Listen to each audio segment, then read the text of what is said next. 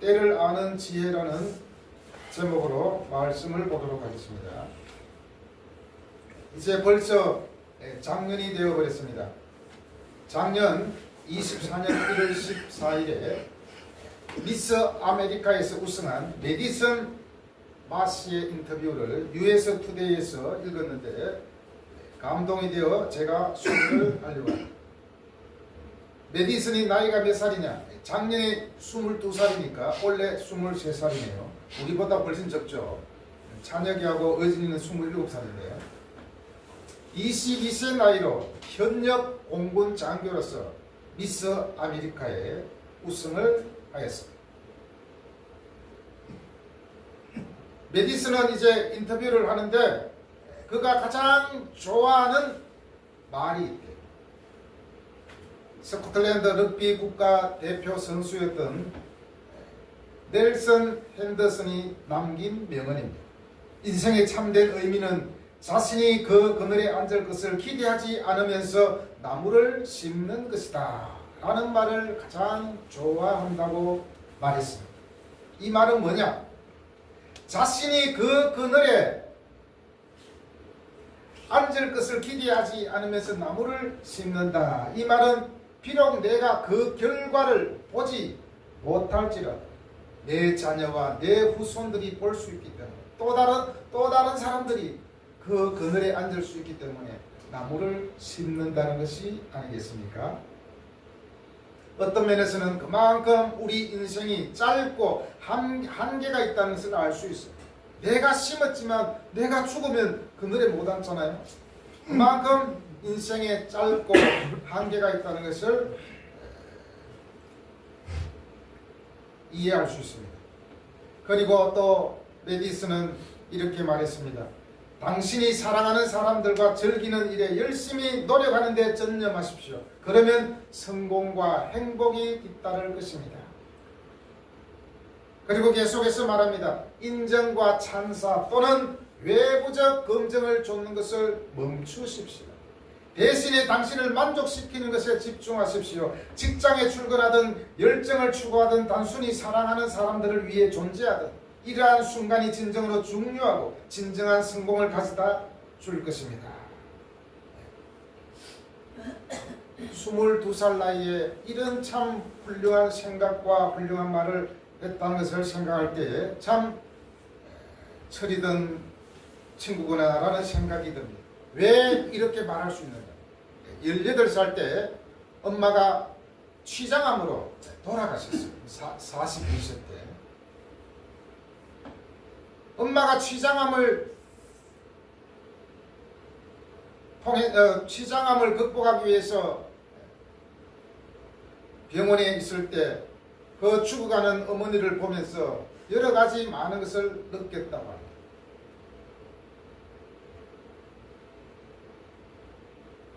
(22세의) 나이에 이렇게 말할 수 있다는 것이 참 놀랍습니다. 제보다도 오히려 훨씬 철이던 것 같아요. 제가 춤으로 한국어를 가르치고 있는 인하대학교 베트남 유학생에게 이런 말을 했습니다. 돈을 많이 버는 것도 중요하지만 무엇보다도 의미 있는 삶을 살기를 바랍니다. 이렇게 말했어요. 제가 이제 물어봤어요. 야인이 대학교를 졸업하고 앞으로 취업을 한다면 돈을 얼마나 벌고 싶냐, 연봉을 얼마나 받고 싶냐고 하니까 베트남 돈으로 하면 한 180만 원 이렇게 받고 싶대요. 그래서 제가 돈을 앞으로 많이 버는 것도 중요하지만 의미 있는 삶을 살면 더 좋겠다 그렇게 말하니까 너무 좋아하더라고요.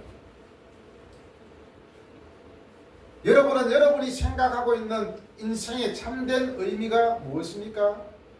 아마 여러분들은 어떻게 하면 의미를 찾아서 또 의미 있는 삶을 살 수 있을까 한 번쯤은 아마 생각해 봤을 것입니다. 오늘 성경에서 인생의 참된 의미가 무엇이라고 말씀하는지 한번 살펴보도록 하겠습니다. 오늘 말씀에 계속해서 등장하는 단어는 때라는 단어입니다. 1절에서는 기한으로 표시되어 있죠. 이 기한도 역시 때인데 시간입니다. 타임.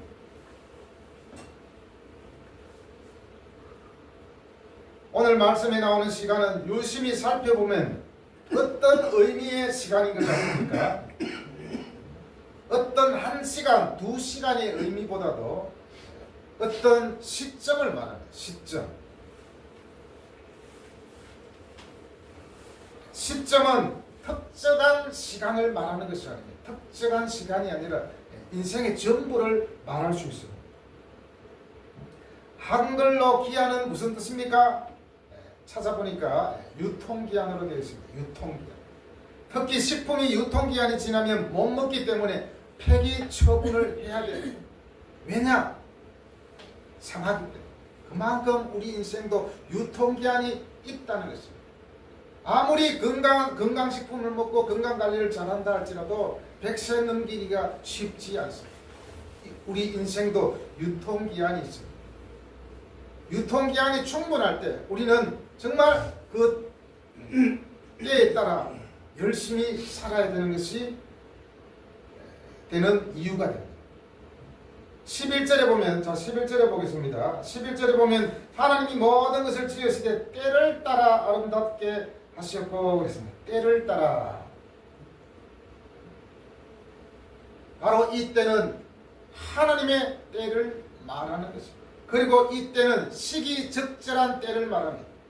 타이밍을 말합니다. 우리는 시기적절한 때 타이밍을 놓치는 바람에 때로는 실패할 때가 많이 있지 않습니까? 타자가 투수의 공을 칠 때도 그 타이밍을 잘 맞추어서 쳐야 됩니다. 그래야만 홈런이 됩니다. 타이밍이 지나고 나서 아무리 배트를 휘둘러봤자 방망이를 휘두를 뿐이겠죠. 이것은 하늘 아래의 모든 일이 때가 있다는 말과 같습니다. 그 대표적으로 2절에 있는 말씀처럼 날 때가 있고 죽을 때가 있으며 날 때가 있고 죽을 때가 있다는 것입니다. 이것은 동서고금을 막론하고 망고의 이치입니다.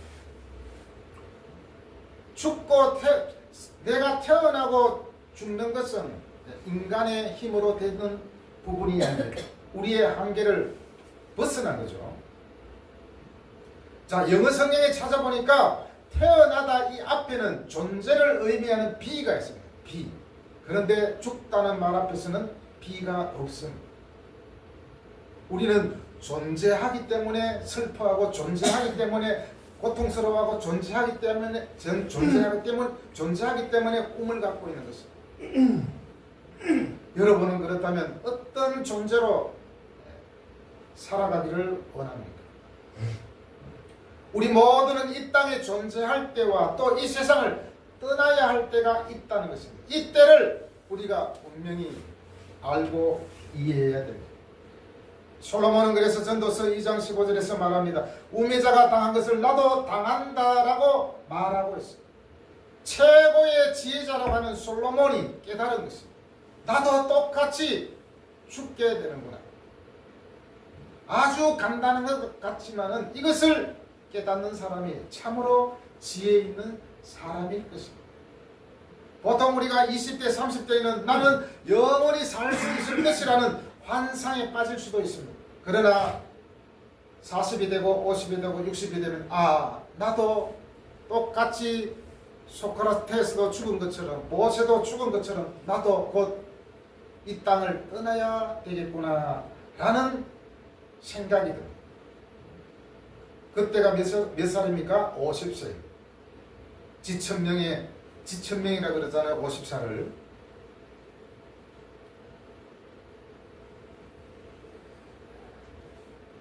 1절 우리 다시 읽어보겠습니다. 시작. 범사의 기한이 있고 천하 만사가 다 때가 있나니. 1절에서 이 시간은 우리에게 주어진 일생을 말하고 있습니다. 또 11절을 우리 다 같이 읽어보겠습니다. 시작. 하나님이 모든 것을 지으시되 때를 따라 아름답게 하셨고 또 사람들에게는 영혼을 사모하는 마음을 주셨느니라. 그러나 하나님이 하시는 일의 시종을 사람으로 측량할 수 없게 하셨도다. 여기서 때는 즉 시점, 아까도 말씀드렸지만 시점, 특정한 때를 말합니다. 특별히 하나님의 정한 때를 말하는데 구체적으로 말씀드리면 원문을 보니까 어떻게 되어 있느냐, 무르익은 때, 무르익은 때라는 의미가 있습니다. 우리의 주식인 쌀을 한번 생각해 보도록 하겠습니다. 벼가 익지 않았을 때 어떻습니까? 벼의 싹을 누르면 그냥 하얀 물만 나옵니다. 그것으로는 제대로 밥을 해 먹을 수가 없습니다. 왜냐? 아직 무르익지 않았기 때문입니다. 속에 알이 차고 벼가 누렇게 익었을 때 비로소 베어서 타작을 하여 밥을 해 먹었을 때 어떻게 됩니까? 밥이 꿀맛이 되는 것입니다. 무르익었을 때 추수를 하고 타작을 하고 그것으로 밥을 해 먹어야 밥맛이 제대로 나는 것이죠.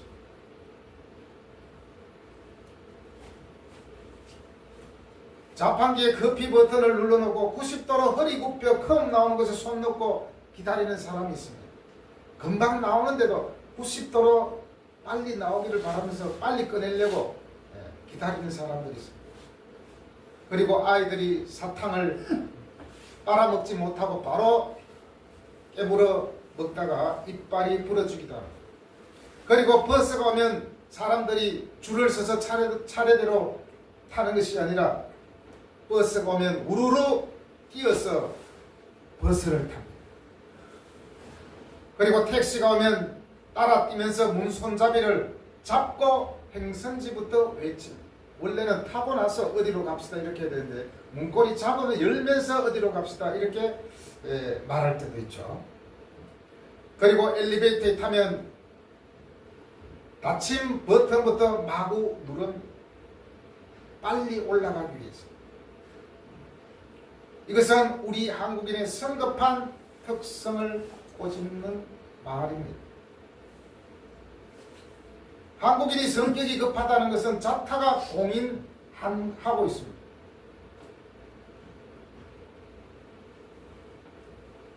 그래서 이제 보통 이렇게 아이들이 영화를 보고 나서 대화를 합니다. 아직 보지 않은 아이는 뭐라고 합니까? 야, 끝 결말은 어떻냐고. 결말부터 묻습니다. 과정이 중요한데 결말에 어떻게 되냐.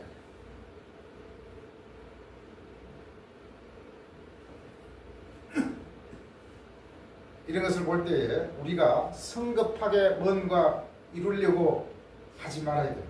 때가 무르익었을 때, 때가 무르익었을 때 그때 우리가 행한다면 결코 망하지 않습니다.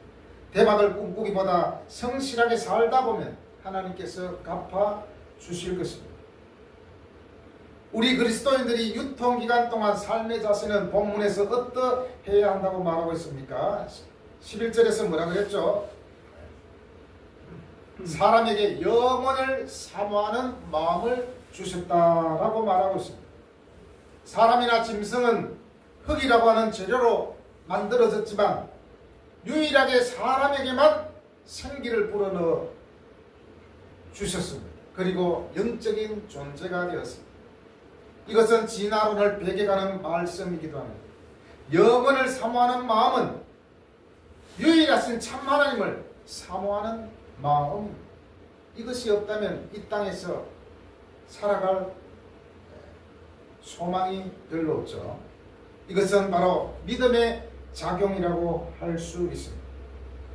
허무 속에 있는 인생에게 하나님은 영원을 사모하는 마음을 주셨는데 이것은 뭐죠? 오직 사람만이 가지는 마음입니다. 짐승은 결코 영원을 사모하는 마음을 가지고 있지 않습니다. 영원의 근본은 바로 하나님 자신이며 예수 그리스도입니다. 그리고 영원은 장소적인 면에서는 천국입니다. 이것은 바로 하나님의 백성만이 가는 인생의 고향입니다. 그러므로 이 영혼에 대한 동경이야말로 하나님이 인생에게 심어주신 본래의 근본적인 마음입니다. 영혼을 사모하는 마음은 사람으로 하여금 참된 삶의 의미를 심어줍니다. 무가치한 삶에서 참된 것을 바라보게 하며 세상의 풍파에서 시달리는 인생에게 소망을 심어줍니다. 성도의 시민권은 바로 하늘에 있기 때문에 내세의 소망 속에서 살아야 함을 11절 말씀에서 가르쳐 주고 있습니다. 골로새서 3장 1절에서 3절에 보면 이런 말씀이 나옵니다. 그러므로 너희가 그리스도와 함께 다시 살리심을 받았으면 위의 것을 찾으라. 위의 것을 생각하고 땅의 것을 생각하지 말라. 이는 너희가 죽었고 너희 생명이 그리스도와 함께 하나님 안에 감추어졌느니라. 이 말씀은 어떤 뜻입니까? 보다 나은 삶은 땅의 것을 생각하지 않고 위의 것을 찾는 것입니다. 하나님은 결코 위의 것을 찾는 성도들을 실망시키지 아니하십니다. 그것이 뭐죠? 보다 나은 우리의 삶을 보장해 주는 것입니다. 자, 그렇다면 영원을 사모하는 마음을 우리에게 주셨는데 영원을 사모하는 사람은 또 어떠한 삶으로 살아갑니까? 바로 선을 행하는 삶입니다. 12절 말씀 있죠? 자, 12절 또 같이 읽어보겠습니다. 시작. 사람들이 사는 동안에 기뻐하며 선을 행하는 것보다 더 나은 것이 없는 줄을 내가 알았고. 아멘.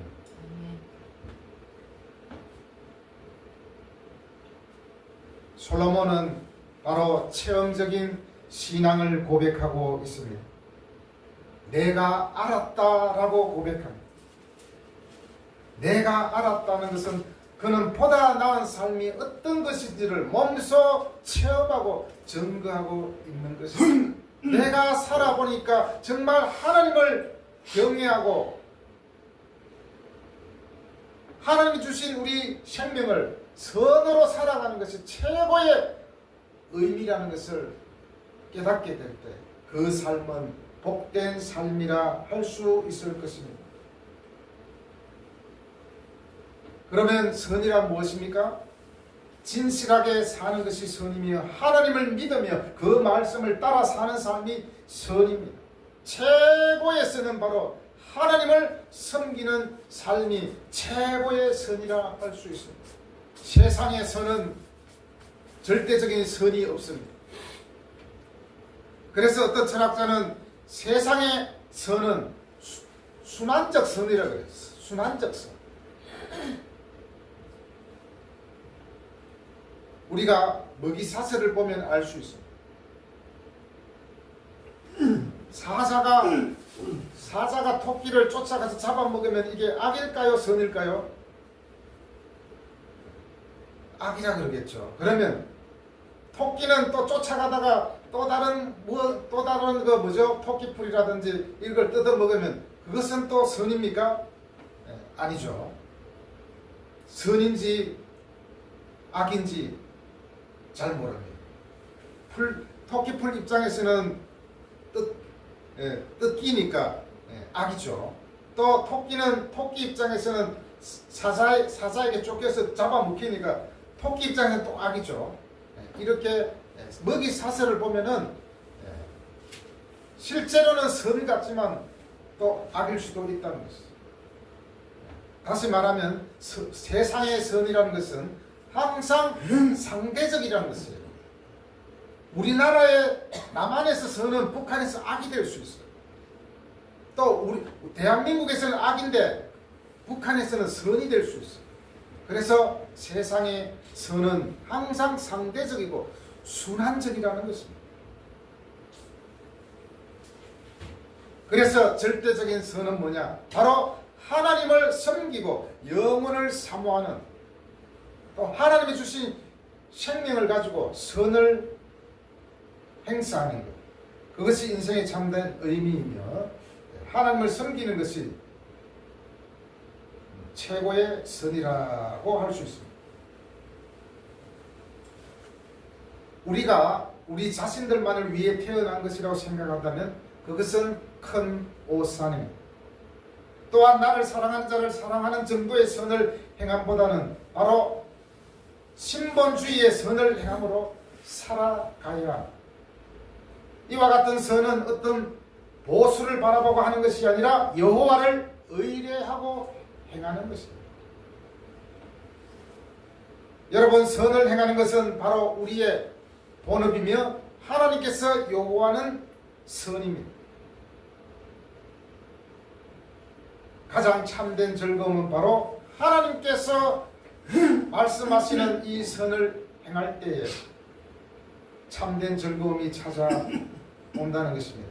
우리가 선을 행할 수 있는 시간은 굉장히 짧고도 불확실한 이 땅에서의 시간이 전부입니다. 그러므로 성경에서 뭐라고 말합니까? 세월을 아끼라, 때가 악하다고 말하고 있습니다. 이런 것을 볼 때 우리가 때를 분별하고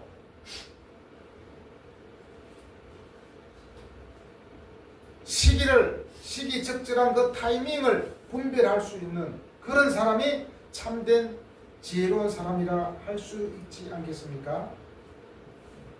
또 때를 아는 사람은 어떤 사람이냐? 13절 같이 읽어보겠습니다. 시작. 사람마다 먹고 마시는 것과 수고함으로 나를 누리는 그것이 하나님의 선물인 줄도 또한 알았도다. 네. 무슨 뜻입니까? 우리의 수고와 우리의 모든 노력과 우리가 건강하게 살아가고 있는 것, 이 모든 것이 하나님의 선물이라는 사실입니다. 사람이 수고하고 물질을 얻어서 낙을 누리며 먹고 마시는 것은 다 뭐죠? 하나님의 선물이고 은총입니다. 그래서 시편 128편 2절에서 말씀합니다. 네가 네 손이 수고한 대로 먹을 것이라, 네가 복되고 형통하리로다.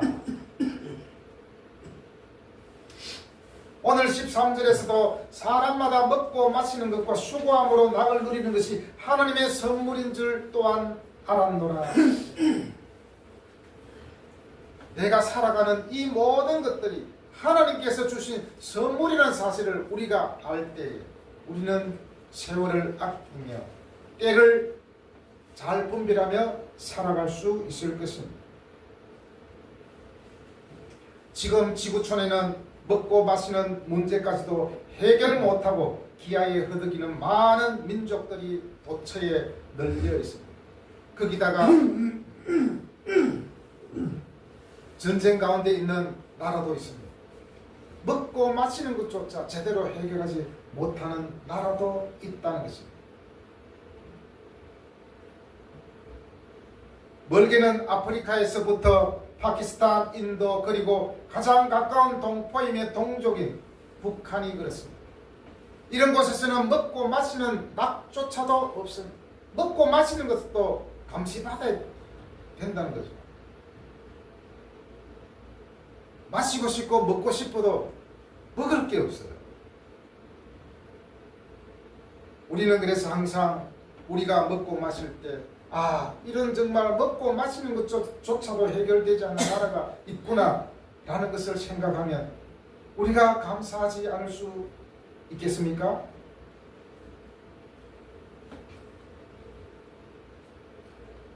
결론적으로 보도록 하겠습니다. 그러면 가장 인생의 참된 의미는 뭐냐? 가장 참된 인생의 의미를 가지고 살아가는 삶이 어떤 삶이냐? 바로 하나님을 경외하는 삶입니다. 14절 말씀 다시 읽어보겠습니다. 오진하고 찬혁이하고 둘이 읽으세요. 시작. 하나님께서 행하시는 모든 것은 영원히 있을 것이라 그 위에 더할 수도 없고 그것에서 덜할 수도 없나니 하나님이 이같이 행하시는 사람들이 그의 앞에서 경외하게 하려 하심인 줄을 내가 알았도다. 아멘. 하나님이 이같이 행하심은 사람들이 하나님 앞에서 경외하게 하려 하심인 줄을 내가 알았도다. 얼마나 큰 깨달음입니다. 시편 115편 13절에도 말씀합니다. 높은 사람이나 낮은 사람을 막론하고 여호와를 경외하는 자들에게 복을 주시리로다. 하나님을 경외하는 사람에게 하나님께서는 복을 주시겠다라고 말씀하고 있습니다. 오늘 11절에도 사람에게 영원을 사모하는 마음을 주셨다고 말씀하고 있습니다. 인간은 바로 영적인 존재입니다. 그렇기 때문에 오직 여호와 하나님을 신앙해야 진정한 행복을 누릴 수 있다는 것입니다. 왜 사람들이 알코올 중독에 마약 중독에 빠집니까? 행복해지기 위해서입니다. 사실은 불행해지려고 술을 마시고 마약을 하는 것이 아니고 행복해지려고 하는데 그것이 잘못된 행복이라는 거죠. 뭔가 만족을 위해서 마약을 섭취하게 되는데 결국에는 뇌가 망가지고 몸이 망가지고 영혼이 망가지고 결국엔 파멸하게 되는 것이잖아요. 그렇기 때문에 진정한 행복은 하나님을 신앙하는, 하나님을 경외하는 것이 진정한 우리 인생의 행복을 가져다 줄 줄로 믿습니다. 하나님 신앙이 인간 행복의 전제 조건이 된다는 것입니다. 하나님을 진정으로 사랑하는 사람은 다른 사람을 진정으로 사랑하게 됩니다. 하나님을 경외하는 의식이 없다면 모든 세상 즐거움이 구비되었다 하더라도 아무 유익이 없을 것입니다. 도리어 허무와 고통만 가중될 뿐입니다. 우리나라 최고의 그룹인 그 회장의 마지막을 우리가 지켜보았죠. 뉴스에 각종 안 좋은 이야기도 많이 있었습니다.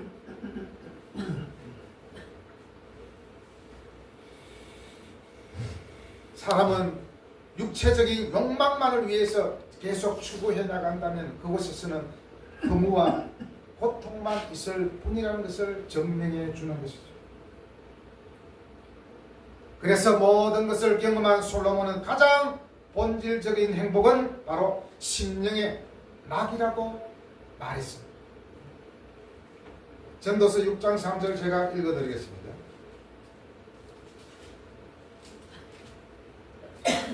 뒤에 넘기면 전도서 6장 3절에 보면 사람이 비록 100명의 자녀를 낳고 또 장수하여 사는 날이 많을지라도 그의 영혼은 그러한 행복으로 만족하지 못하고 또 그가 안장되지 못하면 나는 이르기를 낙태한 자가 그보다 낫다 하나니. 100명의 자녀를 낳고 또 장수하여 사는 날이 많을지라도 그의 영혼은 행복으로 만족하지 못한다고 말하고 있습니다. 아무리 가지고 아무리 많은 것을 누린다 할지라도 그곳에 진정한 행복이 없다는 것입니다.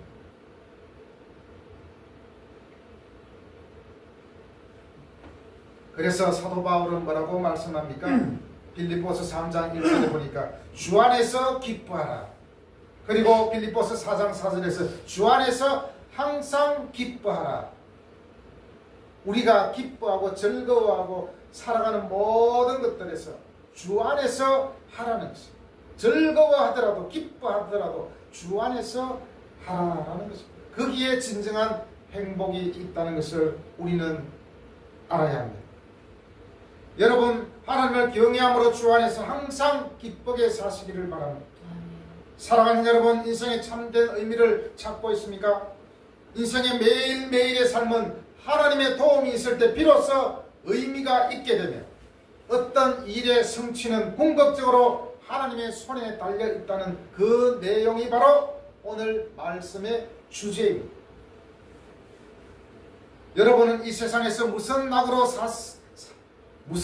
살고 있습니까? 세상 낙을 추구하다가 절망에 빠지는 어리석은 인생이 되지 마시기를 바랍니다. 바로 선을 행하는 낙, 먹고 마시는 것을 통하여 낙을 누리는 것이 하나님이 주신 선물인 줄을 내가 알며 또한 하나님을 경외하는 낙을 누리며 사는 여러분이 되시기를 주님의 이름으로 축복합니다. 아멘. 기도하겠습니다.